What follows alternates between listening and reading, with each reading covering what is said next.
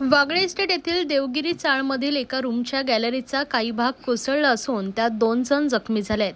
विजय डोकणे व अनिकेत कांबळे अशी जखमी झालेल्या दोघांची नावे आहेत। या दोघांच्या पायाला आणि शरीराला दुखापत झाली असून दोघांवर खासगी रुग्णालयात उपचार सुरू आहेत। या चाळीच्या गॅलरीचा उर्वरित भाग धोकादायक स्थितीमध्ये असल्याने दोन्ही रूममधील रहिवाशांना तात्पुरत्या स्वरूपात नातेवाईकांकडे राहण्याची सोय करण्यात आली आहे।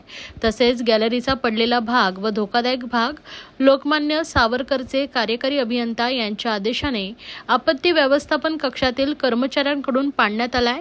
या घटनेची पुढील कार्यवाही लोकमान्य सावरकर प्रभाग समिती बांधकाम विभाग यांच्याकडून करण्यात येणार आहे।